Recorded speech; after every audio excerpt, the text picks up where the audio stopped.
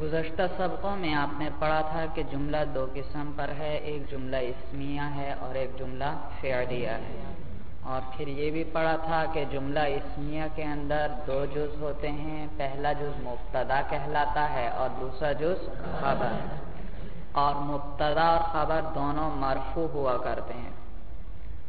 اور معرفہ کی اقسام آپ نے پڑھی تھی کہ تمام ضمیریں جو ہیں وہ معرفہ ہیں، اسی طرح اس میں اشارہ یہ بھی معرفہ ہے، اس میں موصول یہ بھی معرفہ ہے، اور معرف باللام جس پر الف لام آئے یہ بھی معرفہ ہے، عالم ہے یہ بھی معرفہ ہے، ایک معرفہ بالندا ہے جس پر حرف ندا داخل ہو، اور ان میں سے کسی ایک کی طرف جو مضاف ہو جائے وہ بھی معرفہ، اس کی آپ کو پہچان ہونی چاہیے۔ اور پھر مبنی کی اقسام آپ نے پڑھی تھیں۔ مبنی آپ نے پڑھے کہ تمام ضمیریں جو ہیں وہ مبنیات میں سے ہیں، اسماء اشارہ وہ مبنیات میں سے ہیں، اسماء موصولہ جو ہیں وہ مبنیات میں سے ہیں، اور اسی طرح کچھ ظروف ہیں، کچھ مرکبات ہیں، اصوات ہیں، اور اسماء افعال ہیں اور کنایات ہیں۔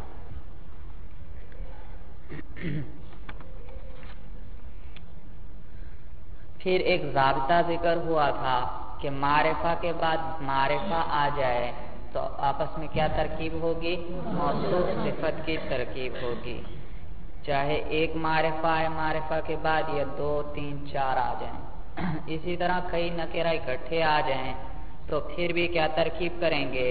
موصوف صفت، لیکن اس میں شرط کیا تھی کہ ان کے بعد کوئی معرفہ نہ آئے، ورنہ معرفہ آ جائے ان کے بعد، چاہے دوسرے کے بعد آئے، تیسرے کے بعد یا چوتھے کے بعد، تو پھر عموماً جو ہے مضاف مضاف الیہ کی ترکیب ہوا کرتی ہے۔ اور پھر ترجمہ کرنے کا ضابطہ میں نے بتلایا تھا کہ موصوف صفت کا ترجمہ کرتے ہوئے عموماً صفت کو اردو میں مقدم کرتے ہیں، عربی میں صفت مؤخر ہوتی ہے لیکن اردو میں صفت مقدم ہوتی ہے، ایک طریقہ یہ ہے۔ اور دوسرا طریقہ یہ ہے کہ اگر آپ اردو میں بھی صفت کو مؤخر ہی رکھنا چاہتے ہیں تو معرفہ ہوں جب دونوں موصوف صفت تو موصوف سے پہلے کیا لے آئیں؟ وہ کا لفظ، معرفہ ہوں جب جاءنی زید العالم، آیا میرے پاس، یہ نہ کہیں ایسا زید، وہ زید جو عالم ہے، ہاں، اور نکرہ ہوں تو پھر اس صورت میں موصوف سے پہلے ایسا کر، جاءنی رجل عالم، آیا میرے پاس ایسا آدمی جو عالم ہے۔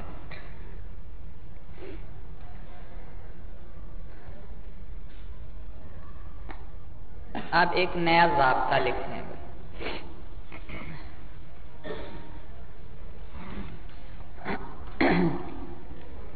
جس اسم کے ساتھ بھی ضمیر متصل آ جائے،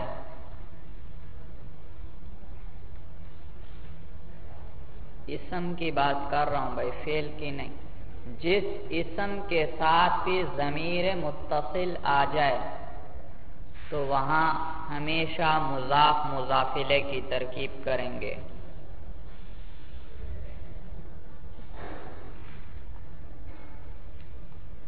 جس اسم کے آخر میں ضمیر آ جائے تو وہاں ہمیشہ مضاف مضاف الیہ کی ترکیب کریں گے۔ غلامہ، دیکھا غلام کے لفظ کے ساتھ کیا آ گئے؟ ضمیر متصل، تو غلام مضاف، ہا ضمیر مضاف الیہ، غلام کا غلام مضاف اور کاف ضمیر متصل آ گئی تو یہ مضاف الیہ بن۔ غلامی، دیکھا یہ متکلم کی ضمیر ساتھ آ گئی تو اب بھی کیا ترجمہ کریں گے؟ ہمیشہ کیا ترکیب کریں گے؟ مضاف مضاف الیہ بن۔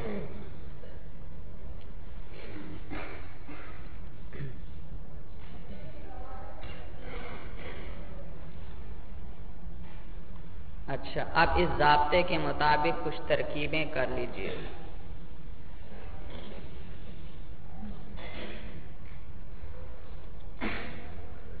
غلام زید رجل فاضل. غلام زید رجل فاضل.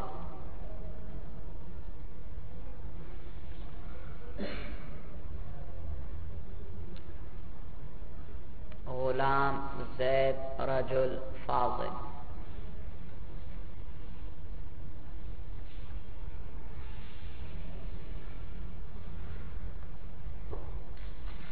کون کرے گا ترکیب جسے نہ آتی ہو بھائی؟ چلیے جی کیجیے.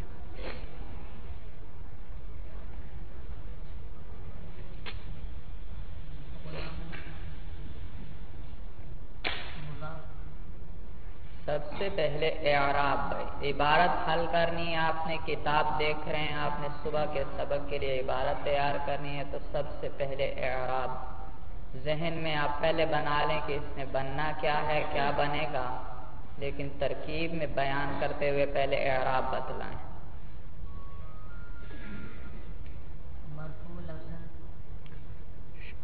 شاباش. غلام مرفوع لفظاً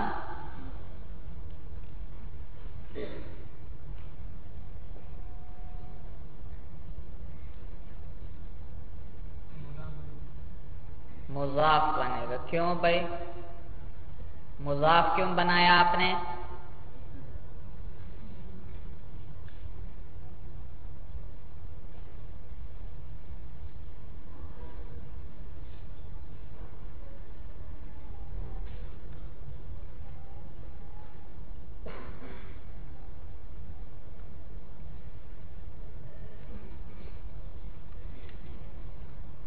دیں بھائی، جو بھی جواب ذہن میں ہو بتلائیں تو صحیح. آپ نے کہا یہ مضاف ہے، کیوں کہا مضاف ہے؟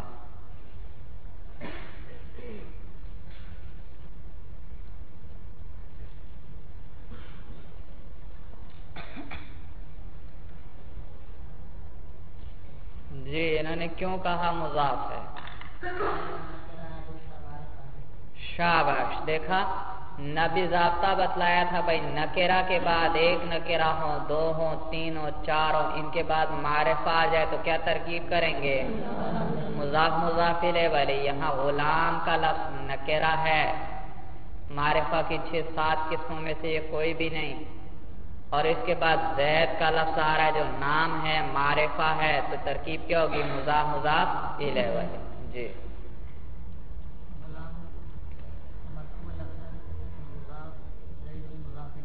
غلام مرفوع لفظاً مضاف. اب یہ بتلائیے آپ نے اسے مرفوع کیوں پڑھا؟ نہیں وہ تو لفظاً کا جواب آپ دے رہے ہیں، مرفوع کیوں پڑھا آپ نے اس کو؟ نکرہ مرفوع ہونا تو ضروری نہیں.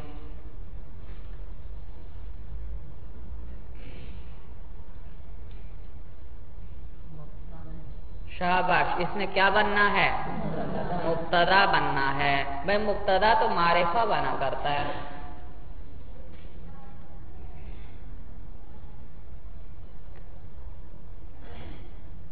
ہاں بھائی آپ بتائیں. مبتدا تو معرفہ بنتا ہے، اس کو کیسے مبتدا بنا رہے ہیں یہ؟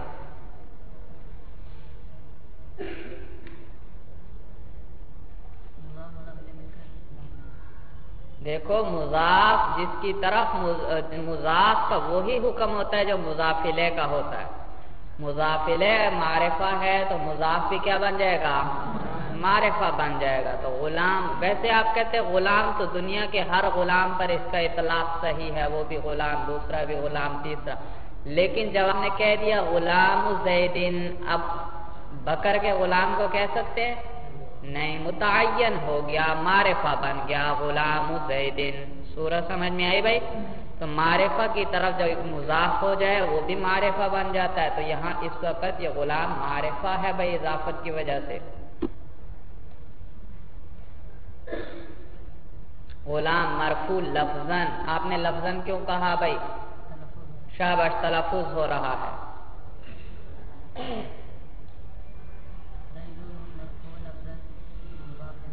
زید مرفوع لفظاً مضاف الیہ. بھائی مضاف الیہ کا کیا اعراب ہوا کرتا ہے؟ دو ہی تو مجرور ہیں پورے کلام عرب کے اندر، ایک وہ جس سے حرف جر داخل ہو اور ایک مضاف الیہ. مجرور کتنے ہیں بھائی؟ ہاں مجرور فوراً پہچانا جائے گا عبارت کے اندر بھائی اس پر یا حرف جر داخل ہوگا یا وہ مضاف الیہ بنے گا. اور آپ نے اس کو کیا بنا دیا؟ کیا بنایا؟ مضاف الیہ بنایا. اور مضاف الیہ کیا ہوتا ہے؟ مجرور. غلام پڑھیں گے کیسے؟ صحیح تو آپ نے پڑھا تھا پہلے. مجرور پڑھیں اس کو بھائی، مجرور. غلام زیدن.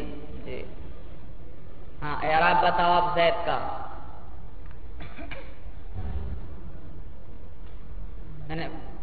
مجرور ہاں مضاف الیہ ہے نا، مضاف الیہ مجرور ہوا کرتا ہے. مجرور کون سا مجرور ہے؟ تقدیرن ہے یا محلن ہے؟ لفظن کیسے ہے؟ شاباش. زیدن دیکھا جر پر یہ کیا کر رہے ہیں؟ تلفظ کر رہے ہیں، تو معلوم ہوا یہ مجرور ہے لفظن مضاف الیہ. آگے بھائی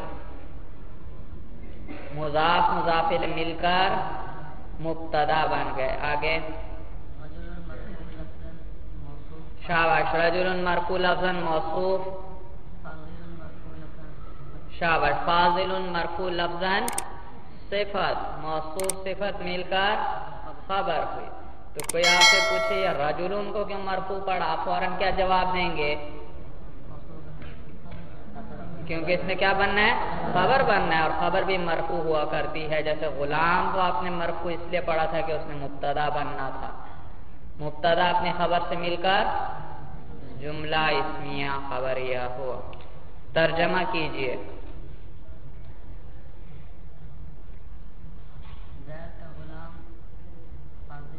ہاں زید کا غلام وہاں تھا رجل فاضل. فاضل صفت ہے، صفت کو اردو میں موصوف سے پہلے لے آئیں بھائی. کیا پڑھیں گے؟ فاضل آدمی. زید کا غلام فاضل آدمی ہے.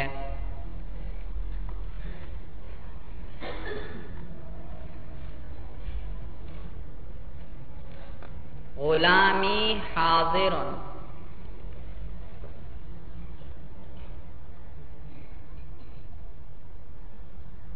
غلامی حاضر. اور کون کرے گا ترکیب بھائی؟ شاباش. کوشش کریں، ہمت کریں. جسے بالکل بھی نہیں آتی اسے اور زیادہ کوشش کرنی چاہیے. جی شاباش.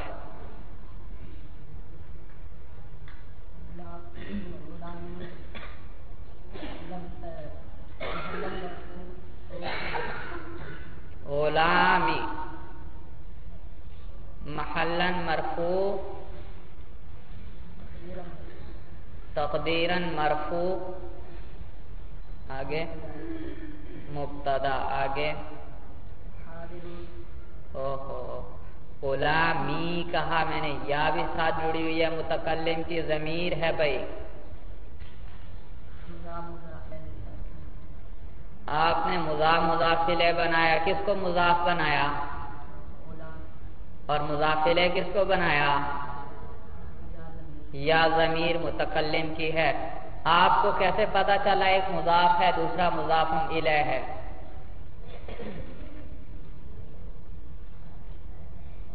کیسے پتا چلا؟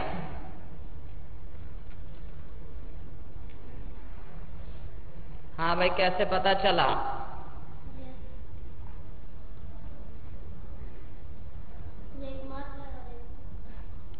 ہاں بھائی یہ بھی ٹھیک کچھ بات، لیکن جی آپ سے پوچھ رہا ہوں درمیان میں جو بیٹھے ہو. ہاں کیسے پتا چلا ایک مضاف ہے دوسرا مضاف الیہ ہے؟ جی ابھی تو ضابطہ لکھوایا ہے جس اسم کے ساتھ بھی ضمیر متصل آ جائے کیا ترکیب کریں گے؟ مضاف مضاف الیہ والی. تو غلام ایک اسم ہے، اس کے ساتھ یا ضمیر متکلم متصل آ گئی تو اب یہاں کیا ترکیب ہوگی؟ مضاف مضاف الیہ. جی یہ طے ہو گیا. اب جی اعراب بتلائیے دوبارہ. غلام کا لفظ لیں پہلے، غلام مرفوع تقدیراً، مرفوع کیوں کہا آپ نے؟ شاباش، اس نے مبتدا بننا ہے جی مرفوع، اور آپ نے آگے کیا کہا؟ تقدیراً ہے، کیوں تقدیراً کیوں کہا؟ محلاً کیوں نہیں کہا آپ نے، یا لفظاً کیوں نہیں کہا؟ شاباش، رفع پہ تلفظ ہو رہا ہے؟ غلامی، نہیں بھائی رفع پہ تلفظ ہی نہیں ہو رہا میم پر۔ اچھا اب کیا رہ گیا؟ یا تو یہ محلاً مرفوع ہے یا تقدیراً مرفوع ہے، اب یہ طے کرنا ہے۔ آپ نے کیا کہا؟ تقدیراً کیوں کہا؟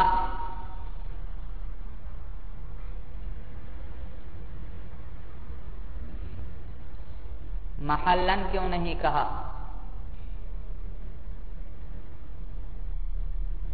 جی آپ بتلائیے۔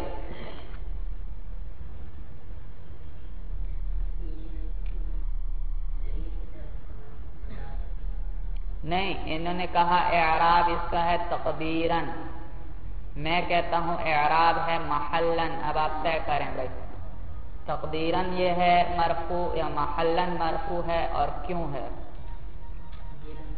تقدیراً کیوں ہے؟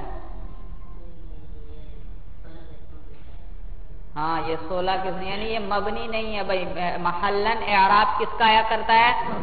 مبنی کا، اور مبنی میں نے آپ کو بتایا بھائی ضمیریں ہیں، اس میں اسماء اشارہ ہیں، اسماء موصولہ وغیرہ ہیں، یہ ان میں سے کوئی بھی نہیں، تو وہ مبنی کا اعراب محلاً ہوتا ہے، اور یہ تو ہے معرب، تو اس کا اعراب کیا آئے گا؟ تلفظ ہو رہا ہو تو لفظاً آئے گا، تلفظ نہ ہو رہا ہو تو تقدیراً، تو یہ غلام مرفوع ہے تقدیراً۔ شاباش، آگے اعراب یار کا بتلاؤ، ہر اسم کا اپنے اعراب بتلانا ہے، یہ ضمیر ہے، اسم ہے بھائی۔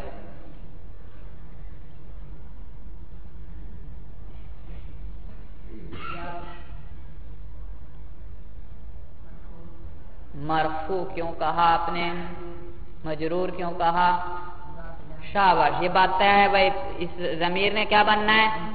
مضاف الیہ، اور مضاف الیہ کا کیا اعراب ہوا کرتا ہے؟ مجرور ہوتا ہے، تو یہ ضمیر کیا ہوگی؟ مجرور ہوگی۔ اب مجرور 3 قسم پر ہے، یا لفظاً ہے، یا محلاً ہے، یا تقدیراً ہے، کون سا ہوگا؟ محلاً کیوں؟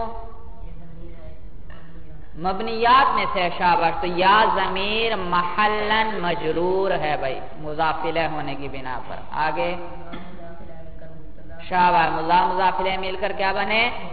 تو غلام کا اعراب انہوں نے کہا تھا مرفوع ہے تقدیراً۔ 16 قسموں میں آپ نے پڑھا ہوگا بھائی، غلامی ایک قسم ہے بھائی، وہ اسم جمع مذکر سالم کے علاوہ کوئی اسم جو ہے مضاف ہو کس کی طرف؟ ضمیر متکلم کی طرف، غلامی، اس کا اعراب تینوں حالتوں میں تقدیری ہوا کرتا ہے۔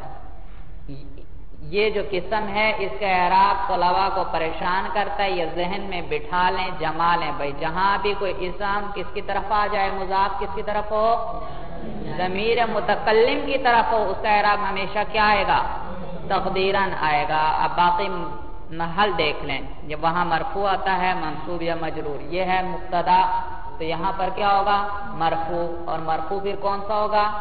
تقدیراً ہی ہوگا ہمیشہ، یہ تو یہ مرفوع تقدیراً تھا، اور تو مبتدا آگے مضاف الیہ مل کر مبتدا، حاضر اعراب بھائی، شاباش، حاضر تلفظ کر رہے ہیں بھائی، مرفوع لفظاً، خبر مبتدا خبر مل کر جملہ اسمیہ خبریہ ہوا، ترجمہ کیجئے۔ غلامی حاضر، میرا غلام حاضر ہے۔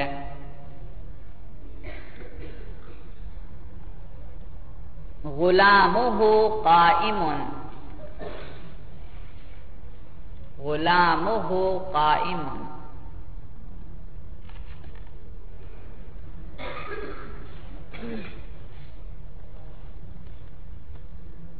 کون کرے گا ترکیب؟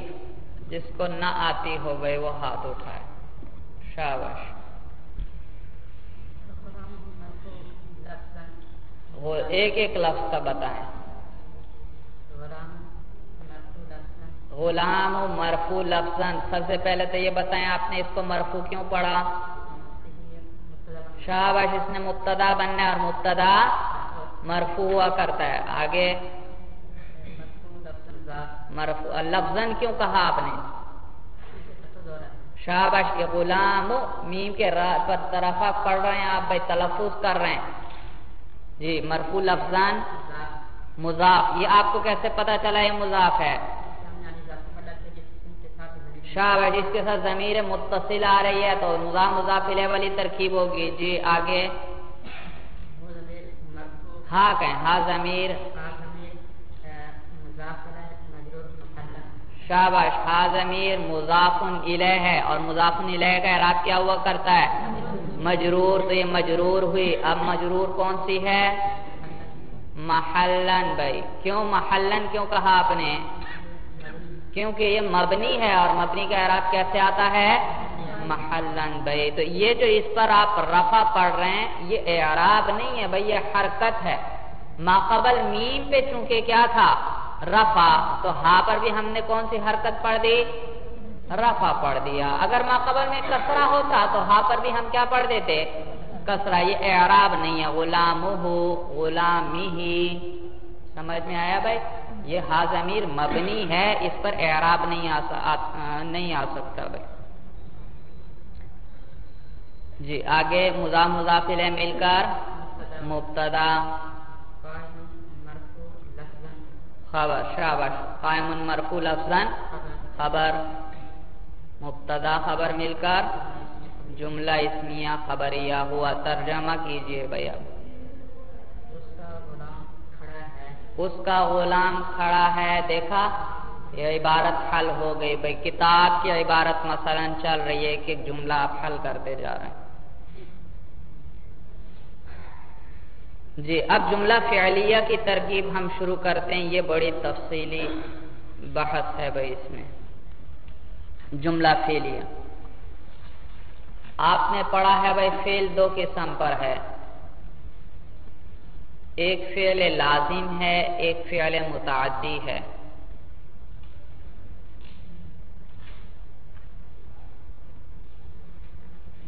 فعل لازم کسے کہتے ہیں؟ جو صرف فاعل کو چاہے، مفعول کو نہ چاہے. وہاں مفعول کی ضرورت نہیں ہوتی، اس کے بغیر ہی بات پوری ہو جاتی ہے. مثلا چلنا، زید چلا، مفعول کی ضرورت ہے نہیں. اور ایک فعل متعدی ہے جو مفعول کے بغیر تام نہیں ہوتا، پورا نہیں ہوتا. زید نے پٹائی کی، ضرب زید. اب اس کے لیے کوئی مضروب ہونا چاہیے. کوئی مضروب نہ ہو تو پٹائی واقع ہو سکتی ہے؟ پٹائی واقع نہیں ہو سکتی. تو یہ فعل متعدی ہے. ضرب زید عمرا، زید نے عمر کی پٹائی کی. تو فعل لازم مفعول کا تقاضا نہیں کرتا. میں چلا فعل لازم ہے. اسی طرح بھاگنا بھائی، یہ بھی فعل لازم ہے. اٹھنا، بیٹھنا، یہ فعل لازم ہے بھائی.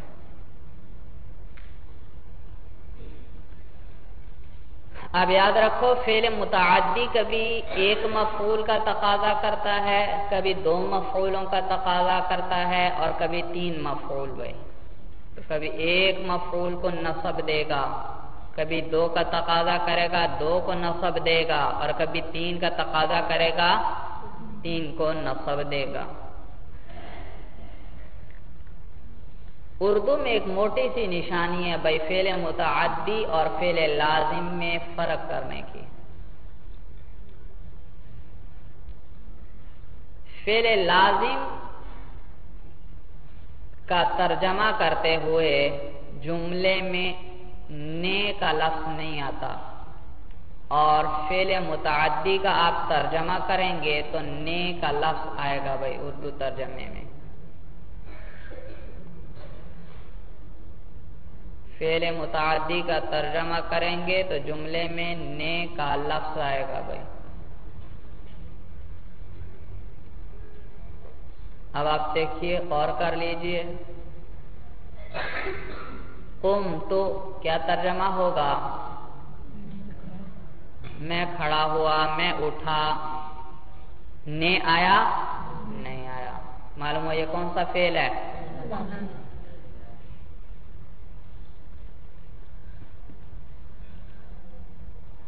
فر زید، بھاگنا اس کا معنی کیا ترجمہ کریں گے؟ فر زید، زید بھاگا، نے کا لفظ آیا، معلوم ہو یہ کون سا فعل ہے؟ فعل لازم ہے۔ ضرب زید عمرا، جی ترجمہ کیجئے۔ زید نے عمر کی پٹائی کی، تو دیکھا نے کا لفظ آ گیا، معلوم ہو یہ کون سا فعل ہے؟ متعدی۔ اکلت کیا ترجمہ کریں گے؟ میں نے کھایا، اکلت الطعام، تو نے کا لفظ آ گیا، اس نے آپ کو کیا بتلا دیا؟ یہ فعل متعدی ہے۔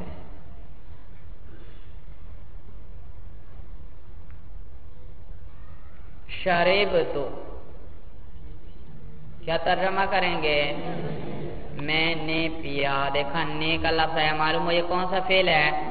فعل متعدی ہے، مفعول کا تقاضا کر رہا ہے، اس کے لیے مفعول آنا چاہیے۔ شربت الماء،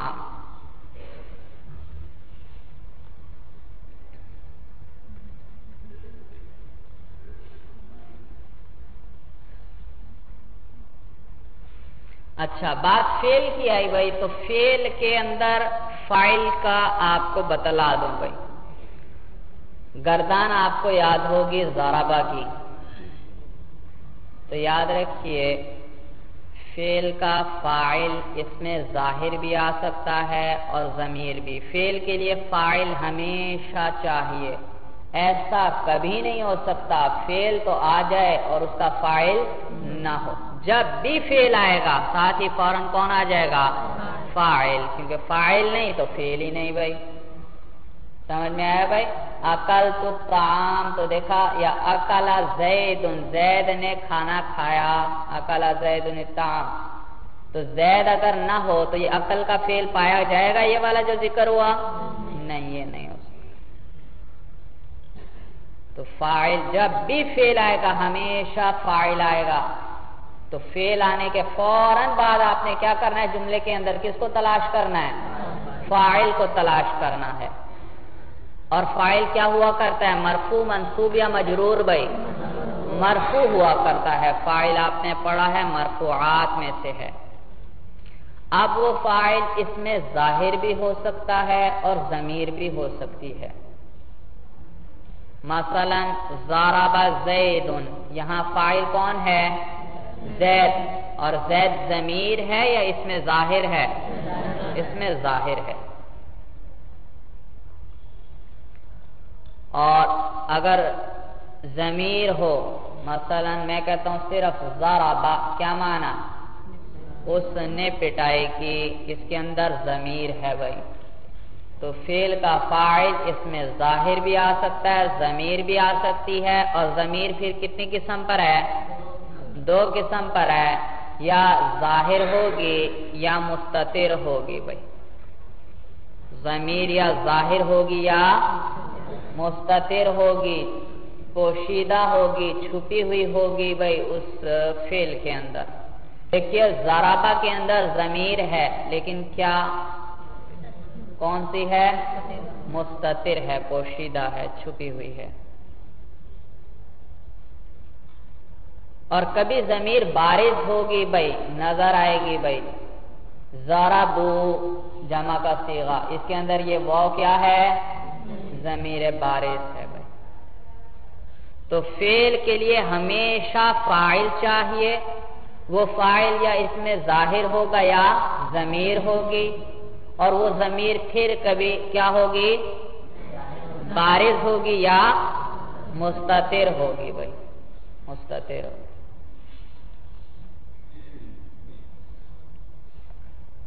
اب آپ بتلاتے جائیے بھائی، ماضی کی گردان میں فاعل کی ضمیر ہے بھائی، ضربہ اس کے اندر کون سی ضمیر ہے؟ بارز ہے، کیا کون سی ضمیر ہے؟ ہوا ضربہ کے اندر ہوا ضمیر ہے، معلوم ہوا پہلا صیغہ جو ہے اس کے اندر کون سی ضمیر آ سکتی ہے؟ مستتر، بھائی ہوا ضمیر اس کے اندر ہے۔ دوسرا صیغہ کون سا ہے؟ ضربہ، اس میں کون سی ضمیر کون سی ہے؟ تلفظ کرو ذرا اس سے، ہما نہ کہنا بھائی، سمجھ میں آیا؟ ہاں، وہ آپ کو سکھانے کے لیے اساتذہ ابتدائی درجوں میں بتلاتے تھے ہما ضمیر نہیں ہے ضربہ کے اندر فاعل، یہ ضربہ کے ساتھ جو الف لگا ہوا ہے یہ فاعل کی ضمیر ہے، تثنیہ کی ضمیر۔ تو اس ضربہ کے اندر فاعل کون سی ضمیر؟ بارز یا مستتر بھائی؟ بارز، اور وہ کون سی ہے؟ الف، معلوم ہو یہ الف تثنیہ کی ضمیر ہے بھائی، تثنیہ مذکر۔ ضربو بھائی اس کے اندر ہاں ہم نہ کہنا، ابتدائی زمانے میں آپ کو سکھانے کے لیے کہا گیا تھا، آپ کوئی پوچھے تو آپ کیا کہیں گے؟ یہ واو ضمیر بارز جو ہے یہ فاعل ہے بھائی، جمع مذکر کی ضمیر ہے۔ آگے کون سا صیغہ ہے؟ ضربت بھائی، اس کے اندر کون سی ضمیر ہے؟ ضمیر مستتر ہوگی، ضربت، یہ تا ضمیر نہیں ہے بھائی، یہ صرف تانیث کی علامت ہے۔ یہ ضربت کی تا صرف ہمیں یہ بتلا رہی ہے کہ اس فعل کا اسناد کس کی طرف ہو رہا ہے؟ کسی مؤنث کی طرف ہو رہا ہے، اس کا فاعل کون ہے؟ کوئی مؤنث ہے بھائی۔ ضربت کی تا، یہ تا تانیث آ گئی مولانا، اور اس کے اندر ضمیر کون سی ہوگی؟ ہی ضمیر مستتر جو ہے وہ فاعل کی اس کے اندر ہوگی بھائی۔ اگلا صیغہ کون سا؟ ضربتا، اس کے اندر کون سی ضمیر ہے؟ یہ الف تثنیہ کا، یہ تثنیہ مؤنث کی ضمیر ہے، اور یہ جو ضربتا الف سے پہلے تا آ رہی ہے یہ کون سی تا ہے؟ یہ وہی تانیث والی تا ہے۔ آگے چلیے بھائی، ضربنا، اس میں کون سی ضمیر ہے؟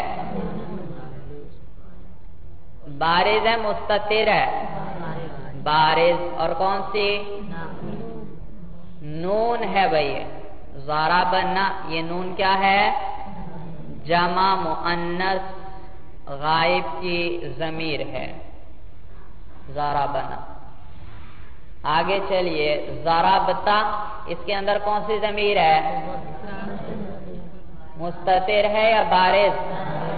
بارز، ضربتا، یہ تا ضمیر ہے بھائی، تا ضمیر، الف با تا حرف کے ساتھ اس کا نام ہے، تا حرف ہے، تو یہ تا ضمیر ہے، اور کون سی ضمیر ہے یہ؟ بارز تو ہے لیکن اس کے لیے مذکر مؤنث حاضر غائب واحد مذکر حاضر کی ضمیر ہے۔ ضربتما، اس کے اندر کون سی ضمیر ہے؟ تما، یہ ضمیر بارز ہے۔ ضربتم، یہ کون سی ضمیر ہے؟ بارز، تم ضمیر بارز ہے۔ آگے ضربتی، اس کے اندر کون سی ضمیر ہے؟ بارز ہے مستتر ہے؟ بارز ہے جی، اور کیا کہیں گے؟ تا کہیں گے، وہی تا بھائی، سمجھ میں آیا؟ میں نے بتایا تا حرف ہے، حرف۔ اچھا، تا جڑی ہوئی ہے نا آخر میں، الف با تا جو ہوتی ہے وہ تا جڑی ہوئی ہے، تو اس کو کیا کہیں گے؟ ضربتا کے اندر بھی کہیں گے یہ تا ضمیر ہے، ضربتی کے اندر بھی کیا کہیں گے؟ تا ضمیر ہے۔ آگے ضربتما، یہ تما کیا ہے؟ ضمیر، اس سے آگے ضربتن، یہ ضمیر ہے، آگے ضربتو، اس میں کیا کہیں گے؟ کون سی ضمیر ہے؟ بارز، نام لو، تا، وہی ابھی تو میں بتلا رہا ہوں، وہ حرف کا نام لو، تا تی تو نہیں کہنا بھائی، یہ تا تی تو جو کہتے ہیں یہ غلط ہے بھائی، یہی شاعر رائج ہے بھائی۔ ضربتا میں کہتے ہیں تا ضمیر ہے، ضربتی میں کہتے ہیں تی ضمیر ہے، ضربتو میں کیا کہتے ہیں؟ تو ضمیر ہے۔ نہیں بھائی، یہ نام ہی نہیں ہے اس کا بھائی۔ تو اس کا کیا نام ہے؟ تا. وہ جو حرف جڑا ہوا ہے اس کا نام لو بھائی، تا جڑی ہوئی ہے آخر میں تو تا ضمیر ہے. تو ضربتا کے اندر بھی کیا ضمیر ہے؟ تا. ضربتی کے اندر بھی تا. ضربتو کے اندر بھی. یہ عام نام ہے. آپ جب کہتے ہیں تا ضمیر تو سننے والے کو پتہ نہیں چلتا کہ یہ کون سی ضمیر ہے. ضربتا والی تا ہے جو واحد مذکر حاضر کے لیے آتی ہے، یا ضربتی والی ضمیر ہے جو واحد مؤنث حاضرہ کے لیے آتی ہے، یا ضربتو والی تا ہے جو کس کے لیے آتی ہے؟ واحد متکلم کے لیے. تو یہ تا تینوں کا مشترکہ نام ہے. لیکن اگر آپ ہر ایک کا الگ نام لینا چاہتے ہیں تو ضرب تو اس کے اندر اس ضمیر کا خاص نام جو ہے تون ہے. بھائی کیا ہے؟ میں کہتا ہوں ضربتو، آپ ترکیب کیا کریں گے؟ فاعل کون ہے اس کے اندر؟ تون ضمیر. تو یا تو یوں کہیں تا ضمیر یا یوں کہیں تون ضمیر. اور ضربتی کے اندر بھائی آپ کیا کہیں گے؟ فاعل کون ہے؟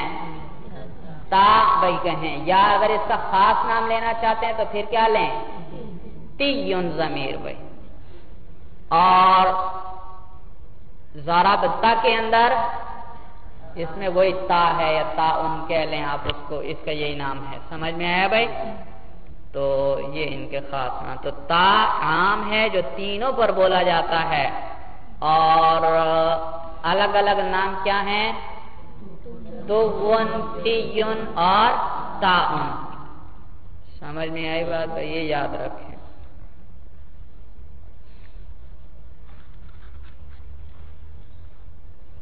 اسی طرح بھائی فعل مضارع کے اندر بھائی چلیے اب آپ مجھے ذرا بتلا دیں. میں نے آپ کو بتلا دیا جی. ضربہ کے اندر کون سی ضمیر؟ مستتر بارش کو چھوڑیں، وہ ضمیر ذکر کریں. ضربہ میں ہوا ضمیر، ضربت میں ہیا ضمیر، ضربتا میں ضربنا نا ضمیر، اور ضربنا نون ضمیر. سمجھ میں آئی بات ہے؟ ضربا الف ضمیر ہے. شاباش. اسی طرح مضارع میں دیکھ لیجئے بھائی، یہ تو فعل ماضی ختم ہوا. یضربو، اس کے اندر کون سی ضمیر؟ ہوا ضمیر ہے مستتر. یضربانی الف ہے بھائی، الف الف ضمیر ہے بھائی. سمجھ میں آیا؟ اور یہ نون کیا چیز ہے جی؟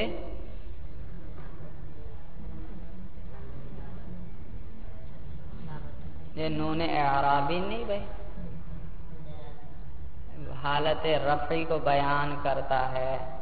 سمجھ میں آیا؟ فعل مضارع کا اعراب آپ کو یاد ہو، جن کے آخر میں نون اعرابی آتا ہے، حالت رفعی کے اندر نون اعرابی برقرار رہتا ہے، اور حالت نصبی اور جزمی میں نون اعرابی گر جاتا ہے. سمجھ میں آیا؟ اچھا. تو یضربانی کے اندر ضمیر کیا ہوئی بھائی؟ الف. یضربونا کے اندر واو ہے، اور نون کون سا ہے؟ نون اعرابی. آگے کیا ہے صیغہ؟ تضریبن، تضریب. اس کے اندر ہیا ضمیر، تضریبانی الف، اور نون اعرابی ہے. یضربنا، اس کے اندر نون ہے بھائی. پھر تضربو، اس کے اندر تضربو کے اندر بھائی انتا. بھائی مخاطب کا صیغہ ہے تو مخاطب کے لیے کون سی ضمیر آتی ہے؟ انتا. تضربانی الف، یہی الف بھائی ہر مختلف صیغوں میں استعمال ہوگا تو اس کے مطابق. اب اس وقت یہ جو الف ہے یہ کون سی ضمیر ہے؟ تثنیہ مذکر حاضر کے بھائی. یہی الف کبھی کس کے لیے ہوگا؟ تثنیہ مؤنث غائب کے لیے، کبھی تثنیہ مذکر غائب وغیرہ کے لیے.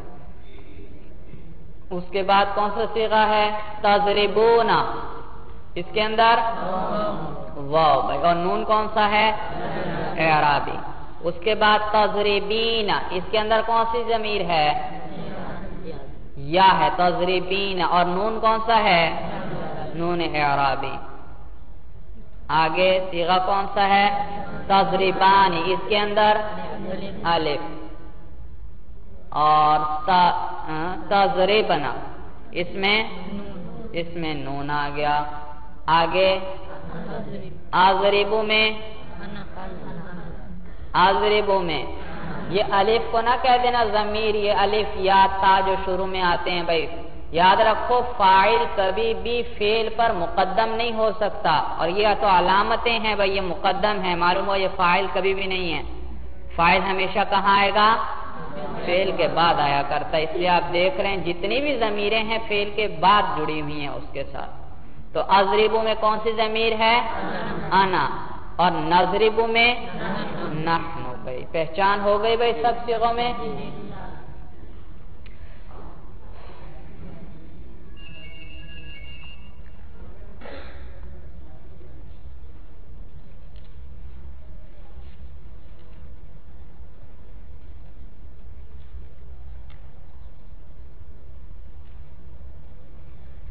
اب قیمتی ضابطہ بھائی بہت ضروری ہے عبارت حل کرنے کے لیے۔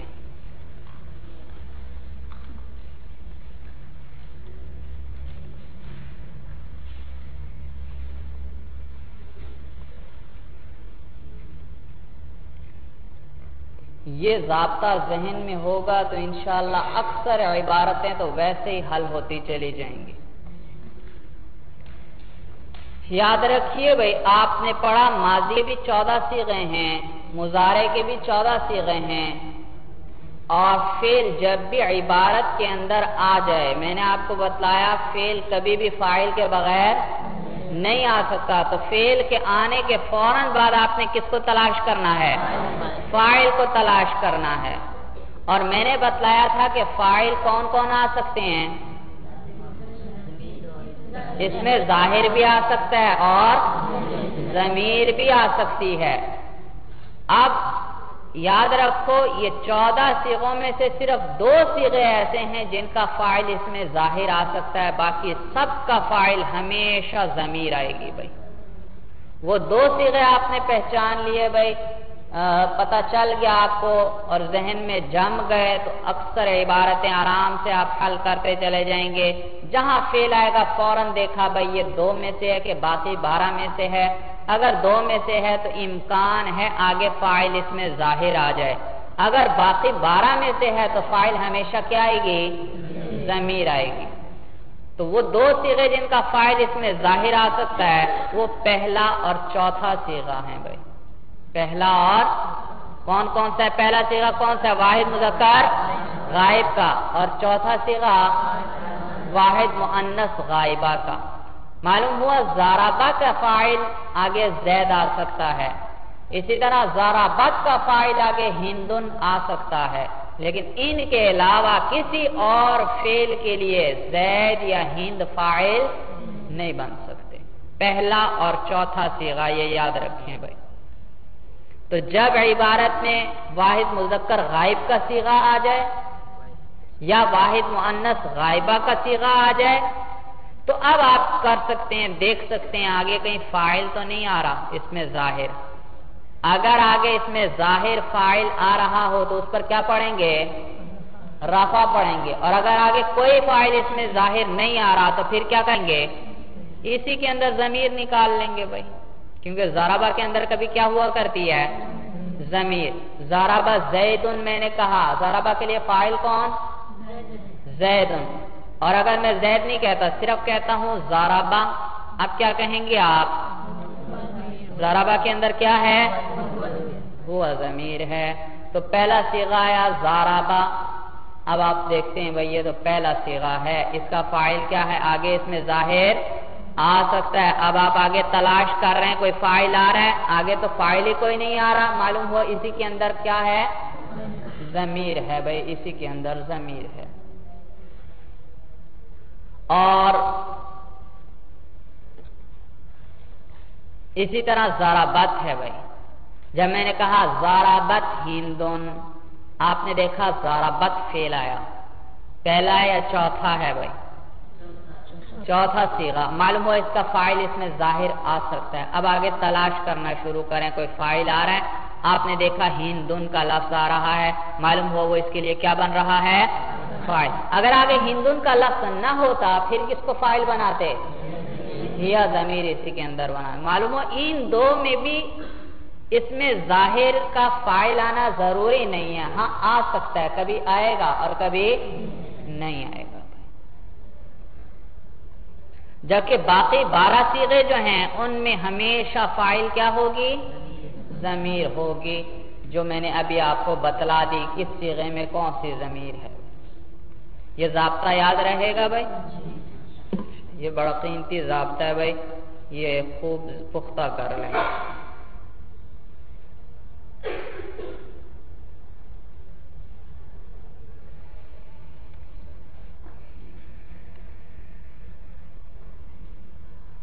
چلیے بس کرتے ہیں بھائی۔